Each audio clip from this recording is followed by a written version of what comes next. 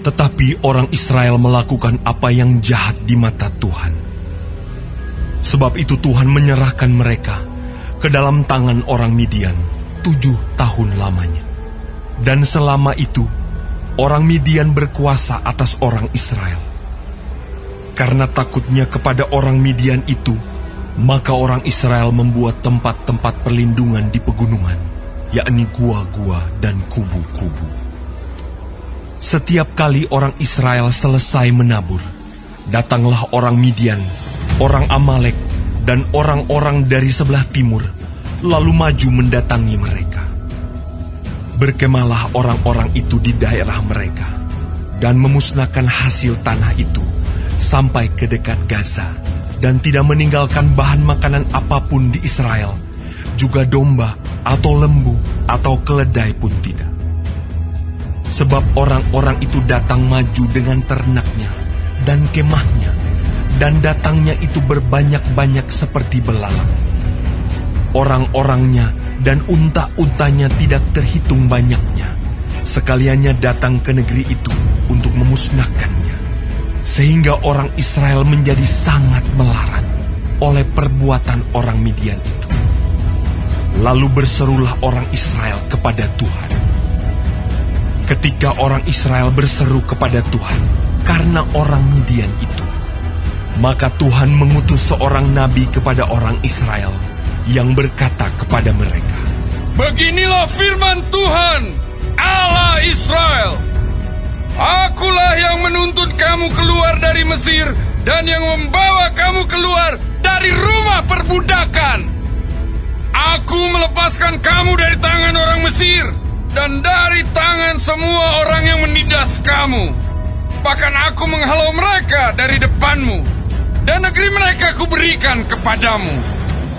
Dan aku telah berfirman kepadamu, akulah Tuhan Allahmu. Maka janganlah kamu menyembah Allah orang Amori, yang negerinya kamu diami ini. Tetapi kamu tidak mendengarkan firmanku itu." Kemudian datanglah malaikat Tuhan dan duduk di bawah pohon tarbantin di Ofrah, kepunyaan Yoas, orang Abiezer itu.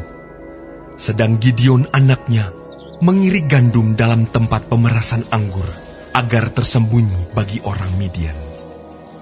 Malaikat Tuhan menampakkan diri kepadanya dan berfirman kepadanya demikian, "Tuhan menyertai engkau, ia pahlawan yang gagah berani."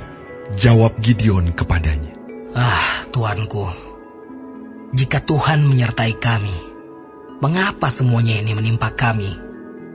Di manakah segala perbuatan-perbuatannya yang ajaib yang diceritakan oleh nenek moyang kami kepada kami?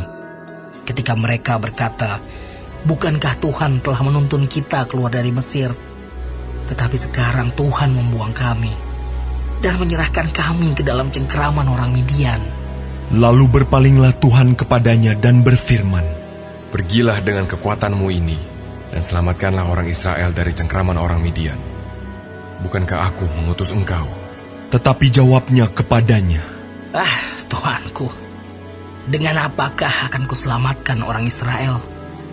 Ketahuilah, kaumku adalah yang paling kecil di antara suku Manasye, dan aku pun seorang yang paling muda di antara kaum keluargaku. Berfirmanlah Tuhan kepadanya, "Tetapi akulah yang menyertai engkau. Sebab itu, engkau akan memukul kalah orang Midian itu sampai habis." Maka jawabnya kepadanya, "Jika sekiranya aku mendapat kasih karunia di matamu, maka berikanlah kepadaku tanda bahwa engkau sendirilah yang berfirman kepadaku. Janganlah kiranya pergi dari sini sampai aku datang kepadamu membawa persembahanku dan meletakkannya di hadapanmu." Firman-Nya, "Aku akan tinggal sampai engkau kembali." Masuklah Gideon ke dalam, lalu mengolah seekor anak kambing dan roti yang tidak beragi dari seefa tepung. Ditaruhnya daging itu ke dalam bakul dan kuahnya ke dalam periuk. Dibawanya itu kepadanya ke bawah pohon tarbantin, lalu disuguhkannya. Berfirmanlah malaikat Allah kepadanya, "Ambillah daging dan roti yang tidak beragi itu, letakkanlah ke atas batu ini, dan curahkan kuahnya. Maka diperbuatnya demikian. Dan malaikat Tuhan mengulurkan tongkat yang ada di tangannya. Dengan ujungnya disinggungnya daging dan roti itu. Maka timbullah api dari batu itu dan memakan habis daging dan roti itu. Kemudian hilanglah malaikat Tuhan dari pandangannya. Maka tahulah Gideon bahwa itulah malaikat Tuhan. Lalu katanya, Celakalah aku, Tuhanku Allah, sebab memang telah kulihat malaikat Tuhan dengan berhadapan muka. tetapi berfirmanlah Tuhan kepadanya, Selamatlah engkau, jangan takut, engkau tidak akan mati. Lalu Gideon mendirikan mesbah di sana bagi Tuhan dan menamainya Tuhan itu keselamatan. Mesbah itu masih ada sampai sekarang di Ofra, kota orang Abiezer. Pada malam itu juga Tuhan berfirman kepadanya, Ambillah seekor lembu jantan, kepunyaan ayahmu, yakni lembu jantan yang kedua, berumur 7 tahun. Runtuhkanlah mesbah Baal kepunyaan ayahmu, dan tebanglah tiang berhala yang di dekatnya. Kemudian dirikanlah mesbah bagi Tuhan Allahmu di atas kubu pertahanan ini dengan disusun baik. Lalu ambillah lembu jantan yang kedua, dan persembahkanlah korban bakaran dengan kayu tiang berhala yang akan kau tebang itu. Kemudian Gideon membawa 10 orang hambanya, dan diperbuatnyalah seperti yang difirmankan Tuhan kepadanya. Tetapi karena ia takut kepada kaum keluarganya dan kepada orang-orang kota itu untuk melakukan hal itu pada waktu siang, maka dilakukannya pada waktu malam. Ketika orang-orang kota itu bangun pagi-pagi, tampaklah telah dirobohkan mesbah Baal itu, telah ditebang tiang berhala yang di dekatnya, dan telah dikorbankan lembu jantan yang kedua di atas mesbah yang didirikan itu. Berkatalah mereka seorang kepada yang lain, Siapakah yang melakukan hal itu? Setelah diperiksa dan ditanya-tanya, maka kata orang, Gideon bin Yoas, dialah yang melakukan hal itu. Sesudah itu berkatalah orang-orang kota itu kepada Yoas, Bawalah anakmu itu keluar. Dia harus mati karena ia telah merobohkan mesbah Baal dan karena ia telah menebang tiang berhala yang di dekatnya. Tetapi jawab Yoas kepada semua orang yang mengerumuninya itu, Kamu mau berjuang membela Baal atau kamu mau menolong dia? Siapa yang berjuang membela Baal akan dihukum mati sebelum pagi. Jika Baal itu Allah, biarlah ia berjuang membela dirinya sendiri setelah mesbahnya dirobohkan orang. dan pada hari itu diberikan oranglah nama Yerubbaal kepada Gideon, karena kata orang, Biarlah Baal berjuang dengan dia setelah dirobohkannya mesbahnya itu. seluruh orang Midian dan orang Amalek dan orang-orang dari sebelah timur telah berkumpul bersama-sama. Mereka telah menyeberang dan berkemah di lembah Yisrael. Pada waktu itu, Roh Tuhan menguasai Gideon. Ditiupnyalah sangkakala dan orang-orang Abiezer dikerahkan untuk mengikuti dia. Juga dikirimnya pesan kepada seluruh suku Manasye, dan orang-orang ini pun dikerahkan untuk mengikuti dia. Dikirimnya pula pesan kepada suku Asher, Sebulon, dan Naftali, dan orang-orang ini pun maju untuk menggabungkan diri dengan mereka. Kemudian berkatalah Gideon kepada Allah, Jika engkau mau menyelamatkan orang Israel dengan perantaraanku, seperti yang kau firmankan itu, maka aku membentangkan guntingan bulu domba di tempat pengirikan. Apabila hanya di atas guntingan bulu itu ada embun, tetapi seluruh tanah di situ tinggal kering, maka tahulah aku bahwa engkau mau menyelamatkan orang Israel dengan perantaraanku. seperti yang kau firmankan. Dan demikianlah terjadi, sebab keesokan harinya, pagi-pagi ia bangun. Dipulasnya guntingan bulu itu, dan diperasnya air embun dari guntingan bulu itu, secawan penuh air. Lalu berkatalah Gideon kepada Allah, Janganlah kiranya murka-Mu bangkit terhadap aku, apabila aku berkata lagi, sekali ini saja. Biarkanlah aku satu kali lagi saja mengambil percobaan dengan guntingan bulu itu. Sekiranya yang kering hanya guntingan bulu itu, dan di atas seluruh tanah itu ada embun. Dan demikianlah diperbuat Allah pada malam itu, sebab hanya guntingan bulu itu yang kering, dan di atas seluruh tanah itu ada embun.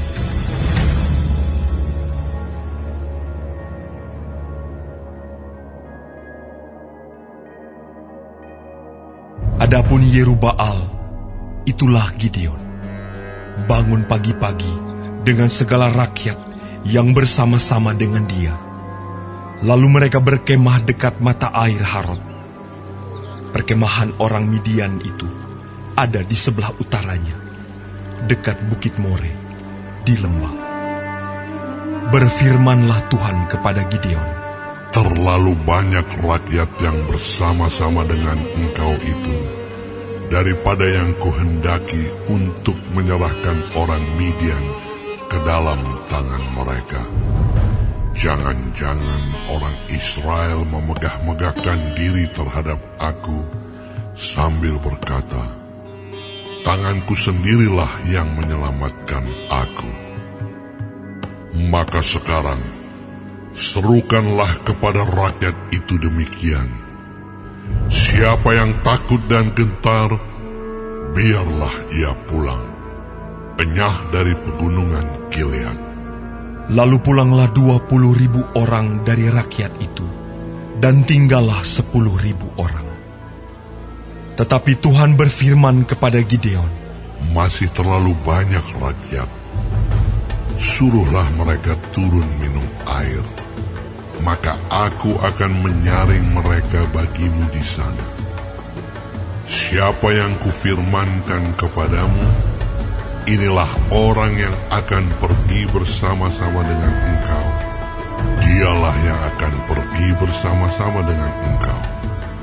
Tetapi barang siapa yang kufirmankan kepadamu, inilah orang yang tidak akan pergi bersama-sama dengan engkau. Dialah yang tidak akan pergi. Lalu Gideon menyuruh rakyat itu turun minum air, dan berfirmanlah Tuhan kepadanya, Barang siapa yang menghirup air dengan lidahnya seperti anjing menjilat, haruslah kau kumpulkan tersendiri. Demikian juga semua orang yang berlutut untuk minum. Jumlah orang yang menghirup dengan membawa tangannya ke mulutnya ada 300 orang. Tetapi yang lain dari rakyat itu semuanya berlutut minum air. Lalu berfirmanlah Tuhan kepada Gideon, Dengan ke-300 orang yang menghirup itu, akan kuselamatkan kamu. Aku akan menyerahkan orang Midian ke dalam tanganmu. Tetapi yang lain dari rakyat itu, semuanya boleh pergi, masing-masing ke tempat kediamannya. Dari rakyat itu, mereka mengambil bekal dan sangkakala. Demikianlah seluruh orang Israel disuruhnya pergi, masing-masing ke kemahnya. Tetapi ke-300 orang itu ditahannya. Adapun perkemahan orang Midian ada di bawahnya, di lembah. Pada malam itu, berfirmanlah Tuhan kepadanya, Bangunlah, turunlah menyerbu perkemahan itu, sebab telah kuserahkan itu ke dalam tanganmu. Tetapi jika engkau takut untuk turun menyerbu, turunlah bersama dengan pura bujangmu ke perkemahan itu. Maka kau dengarlah apa yang mereka katakan. Kemudian engkau akan mendapat keberanian untuk turun menyerbu perkemahan itu. Lalu turunlah ia bersama dengan Pura, bujangnya itu, sampai kepada penjagaan terdepan laskar di perkemahan itu. Adapun orang Midian dan orang Amalek dan semua orang dari sebelah timur itu bergelimpangan di lembah itu, seperti belalang banyaknya, dan unta mereka tidak terhitung, seperti pasir di tepi laut banyaknya. Ketika Gideon sampai ke situ, kebetulan ada seorang menceritakan mimpinya kepada temannya. Katanya, Aku bermimpi, tampak sekeping roti jelai terguling masuk ke perkemahan orang Midian. Setelah sampai ke kemah ini, dilanggarnyalah kemah ini, sehingga roboh dan dibongkar bangkirkannya. Demikianlah kemah ini habis runtuh. Lalu temannya menjawab, Ini tidak lain dari pedang Gideon bin Yoas.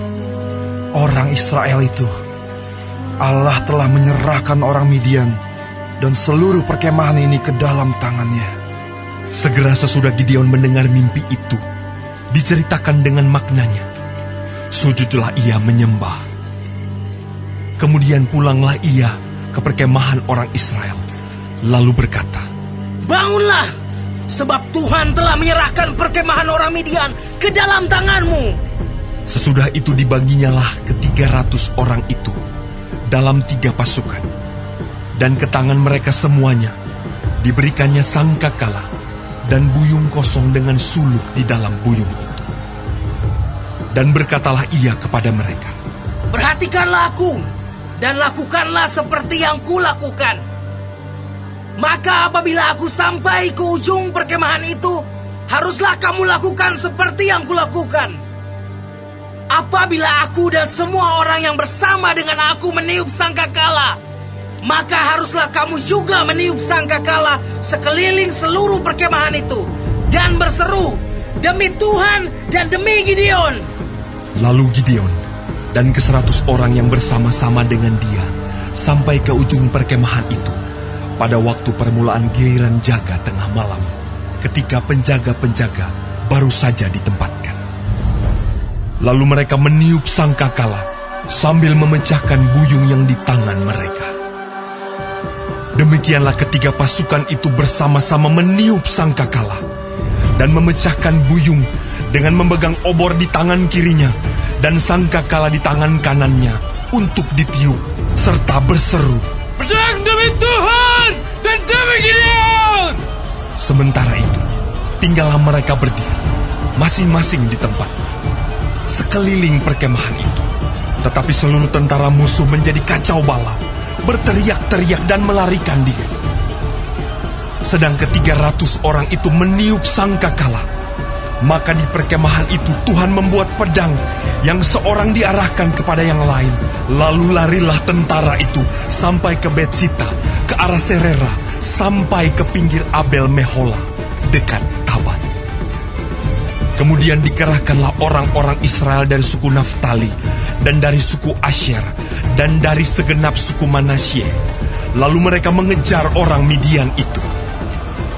Gideon menyuruh juga orang ke seluruh pegunungan Efraim dengan pesan, Turunlah menghadapi orang Midian, dan dudukilah segala batang air sampai ke Bet-bara, dan juga sungai Yordan. Maka semua orang Efraim dikerahkan. Lalu mereka menduduki segala batang air sampai ke Bet-bara, juga sungai Yordan. Mereka berhasil menawan 2 raja Midian, yakni Oreb dan Seeb. Oreb dibunuh di gunung batu Oreb, dan Seeb dibunuh dalam tempat pemerasan anggur Seeb. Mereka mengejar orang Midian itu. Lalu mereka membawa kepala Oreb dan kepala Seeb kepada Gideon di seberang sungai Yordan.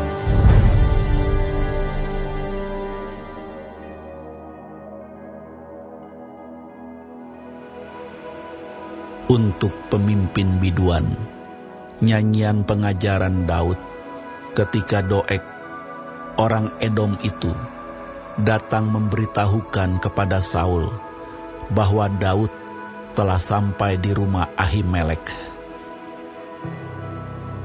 Mengapa engkau memegahkan diri dengan kejahatan, hai pahlawan, terhadap orang yang dikasihi Allah sepanjang hari? Engkau merancangkan penghancuran. Lidahmu seperti pisau cukur yang diasah. Hai engkau penipu. Engkau mencintai yang jahat lebih daripada yang baik, dan dusta lebih daripada perkataan yang benar. Selah. Engkau mencintai segala perkataan yang mengacaukan. Hai lidah penipu. Tetapi Allah akan merobohkan engkau untuk seterusnya. Ia akan merebut engkau dan mencabut engkau dari dalam kemah, membantu engkau dari dalam negeri orang-orang hidup. Selah. Maka orang-orang benar akan melihatnya dan menjadi takut, dan mereka akan menertawakannya. Lihatlah orang itu yang tidak menjadikan Allah tempat pengungsiannya, yang percaya akan kekayaannya yang melimpah, dan berlindung pada tindakan penghancurannya. Tetapi aku ini seperti pohon zaitun yang menghijau di dalam rumah Allah. Aku percaya akan kasih setia Allah untuk seterusnya dan selamanya.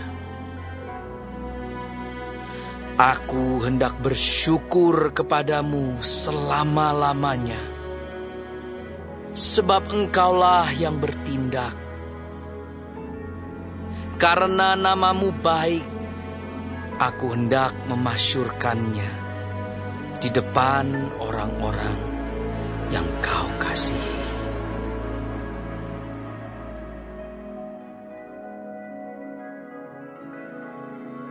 Kejarlah kasih itu, dan usahakanlah dirimu memperoleh karunia-karunia roh, terutama karunia untuk bernubuat. Siapa yang berkata-kata dengan bahasa roh, tidak berkata-kata kepada manusia, tetapi kepada Allah. Sebab tidak ada seorang pun yang mengerti bahasanya. Oleh roh ia mengucapkan hal-hal yang rahasia. Tetapi siapa yang bernubuat, ia berkata-kata kepada manusia. Ia membangun, menasihati, dan menghibur. Siapa yang berkata-kata dengan bahasa roh, ia membangun dirinya sendiri. Tetapi siapa yang bernubuat, ia membangun jemaat. Aku suka supaya kamu semua berkata-kata dengan bahasa roh. Tetapi lebih daripada itu, supaya kamu bernubuat. Sebab orang yang bernubuat lebih berharga daripada orang yang berkata-kata dengan bahasa roh, kecuali kalau orang itu juga menafsirkannya, sehingga jemaat dapat dibangun.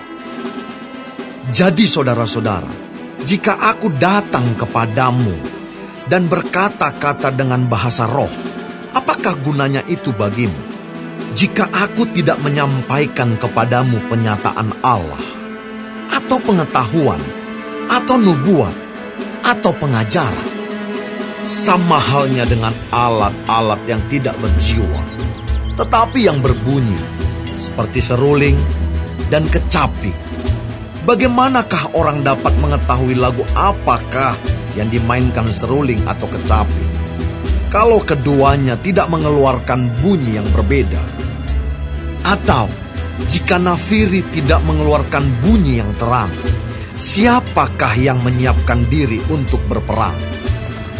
Demikianlah juga kamu yang berkata-kata dengan bahasa roh. Jika kamu tidak mempergunakan kata-kata yang jelas, bagaimanakah orang dapat mengerti apa yang kamu katakan? Kata-katamu sia-sia saja kamu ucapkan di udara. Ada banyak, entah berapa banyak macam bahasa di dunia, Sekalipun demikian, tidak ada satupun di antaranya yang mempunyai bunyi yang tidak berarti. Tetapi jika aku tidak mengetahui arti bahasa itu, aku menjadi orang asing bagi dia yang mempergunakannya, dan dia orang asing bagiku. Demikian pula dengan kamu.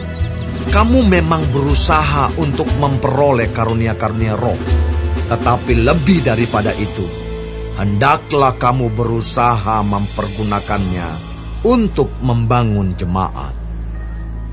Karena itu, siapa yang berkata-kata dengan bahasa roh, ia harus berdoa supaya kepadanya diberikan juga karunia untuk menafsirkannya.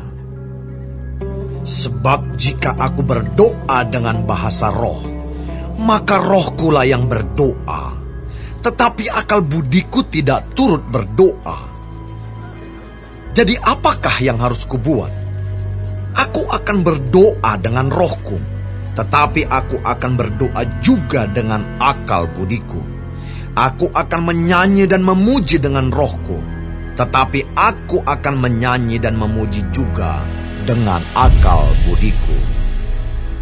Sebab jika engkau mengucap syukur dengan rohmu saja, bagaimanakah orang biasa yang hadir sebagai pendengar dapat mengatakan amin atas pengucapan syukurmu?